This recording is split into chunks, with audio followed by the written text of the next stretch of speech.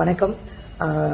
இப்போ cook with கோமாளி நடந்த பிரச்சனை, அதில் திவாகர் நிறைய விஷயங்கள் பண்ணியிருக்காங்க, நிறைய விஷயங்கள் பேசியிருக்காங்க. அது எல்லாமே 100% உண்மை கிடையாது. அதில் அவர் உள்ள நுழைஞ்ச உடனேயே பெண்கள் கிட்ட நடந்துக்கிட்ட விதம், குறிப்பாக அவர் எனக்கு தான் கோமாளியாக வந்தார். வந்த உடனேயே என் தோல் மேலே கை போடுறது, சுனிதா கிட்ட போய் சுனிதா அப்படின்னு கத்துறது, எல்லார்கிட்டையுமே ஒரு மாதிரி வல்கராக பிஹேவ் பண்ணது, இந்த விதம் எல்லாமே அவர் வெளியில் சொல்லவே கிடையாது. குறிப்பாக பெண்கள்கிட்ட அவர் நடந்துக்கிட்டது ரொம்ப தவறான விஷயம். மாக்காப்பா பற்றி பேசின விஷயம் 100% பொய்யான விஷயம். இதை பற்றி நான் முழுசாக பேசணும் அப்படின்னாலுமே அதுக்கு நாங்கள் அங்கே இருக்கிற எல்லா பெண்களுமே ரெடியா இருக்கும், தயாராக இருக்கும். சோ அதுக்கு அவர் மேல தக்க நடவடிக்கை எடுக்கணும். தர்பூசணி சனத் தவக்கலை திவாகருக்கு எதிராக அறந்தாங்கி நிஷா அவர்கள் பரபரப்பு வீடியோ ஒன்று வெளியிட்டிருக்காங்க. அது சமூக ஊடகங்களில் காட்டுத்தீயாக பரவிக்கிட்டு இருக்கு. இந்த குக் வித் கோமாளி மேட்டரில் இந்த திவாகர் சொன்னது எல்லாமே போய். அவன் குக் வித் கோமாளிக்கு எனக்கு தான் கோமாளியாக வந்த இடத்துல அங்கே இருந்த அனைத்து பெண்கள்கிட்டையுமே சில்மிஷத்தில் ஈடுபட்டான். குறிப்பாக என்ன ஃபிசிக்கல் ஹராஸ்மெண்ட் பண்ணான். என் தோல் மேலே என்னுடைய பெர்மிஷனே இல்லாமல் கையை போட்டு என் கணவருக்கு எதிராகவே எல்லை மீறி நடந்துக்கிட்டான். சுனிதா அப்படின்னு ஒருத்தங்க இருந்தாங்க, அவங்க பிக் பாஸ் சீசன் 8 கூட கண்டஸ்டண்ட்டாக வந்தவங்க.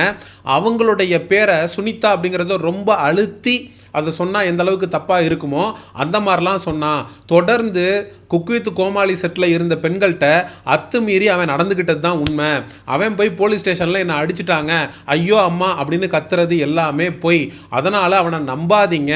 தேவைப்பட்டால் பாதிக்கப்பட்ட திவாகரால் குக் வித் கோமாளி செட்டில் பாதிக்கப்பட்ட அனைத்து பெண்களும் ஒன்றாக சேர்ந்து திவாகருக்கு எதிராக பேசுகிறோம், திவாகர் மீது தக்க சட்ட நடவடிக்கை எடுக்க வேண்டும் அப்படின்னு சொல்லி நிஷா அவர்கள் வலியுறுத்துறாங்க. இந்த தர்பூசணி சனத்தவக்கலை திவாகர் ப்ரோவோக் டிவின்னு ஒரு சேனலுக்கு இன்டர்வியூக்கு போயிருந்தான். அப்போ இந்த இன்டர்வியூவர் கிட்ட ஒரு கேள்வி கேட்குறான், எனக்கு எதிராக நீங்கள் குற்றச்சாட்டு வைக்கிறீங்க, என்ன ஆதாரம் இருக்குன்னு கேட்டான். டேய், இப்போ ஒரு ஆதாரம் இருக்குடா, உனக்கு எதிராக ஒரு பெண்ணு நீ பண்ண அயோக்கியத்தனத்தை பேசி வீடியோ போட்டிருக்காங்கடா, இதுக்கு என்னடா பதில் சொல்ல போற? இந்த தர்பூசணி திவாகர் பெண்கள்கிட்ட சில்மிசம் பண்றது அப்படின்றது இன்னைக்கு நேற்று நடக்கக்கூடிய விஷயம் இல்லை. பிக் பாஸ்ல இவன் இருந்த காலகட்டத்திலேயே பிக் பாஸ் வீட்டுக்குள்ள இருக்கக்கூடிய பல பெண்கள்கிட்ட இவன் அத்துமீறி நடந்திருக்கான். ஒரு டிரான்ஸ்ஜெண்டர் பொண்ணு அப்சரான் பேரு, அதுக்கு பக்கத்தில் நின்று மோப்பம் முடிச்சு பார்த்துட்டு வாசனையா இருக்கு அப்படின்னு சொன்னவன் தான் இந்த தர்பூசணி திவாகர். ஆரோரா சென்க்லர்னு ஒரு பொண்ணு, அதோட முடியை பிடிச்சி மோந்து பார்த்து சில்மிசத்தில் ஈடுபட்டவன் தான் அந்த தர்பூசணி திவாகர். இவங்கெல்லாம் கூட விட்டுறலாம். அண்ணே அப்படின்னு பழகிட்டு இருந்த பொண்ணு விஜே பார்வதி, அந்த பொண்ணுகிட்ட கல்யாணம் பண்ணிக்கலாமான்னு மென்டல் டார்ச்சர் பண்ணவன் தான் இந்த தர்பூசணி திவாகர். திவ்யா கணேசன் டைட்டில் வின்னர் முதற்கொண்டு இவன் விட்டு வைக்கல.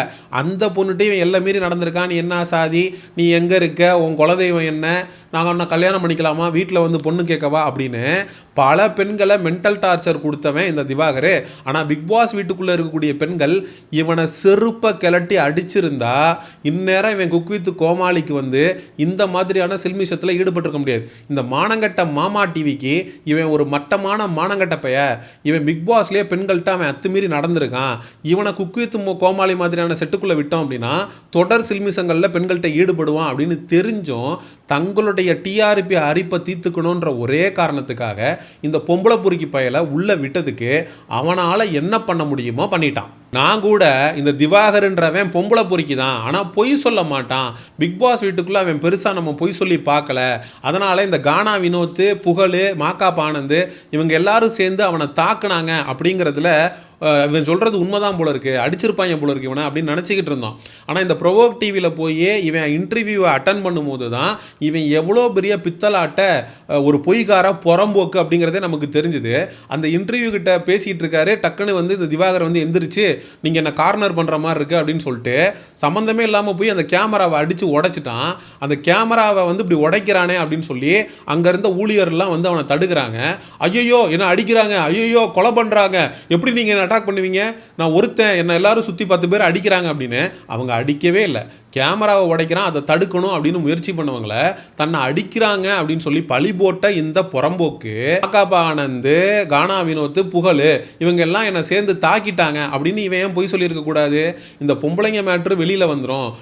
நம்ம பெண்கள்கிட்ட அத்துமீறி நடந்துக்கிட்டோம், அவங்க போய் நமக்கு எதிராக புகார் கொடுக்கறதுக்கு முன்னாடி நம்மளை எல்லாரும் சேர்ந்து தாக்கிட்டாங்க அப்படின்னு ஒரு பொய் புகாரை கொடுத்து ஒட்டுமொத்த மேட்டரையும் டைவர்ட் பண்ணிட்டா என்ன அப்படின்னு இவன் கிரிமினலாக பிளான் பண்ணி வேலை செஞ்சிருக்கான்.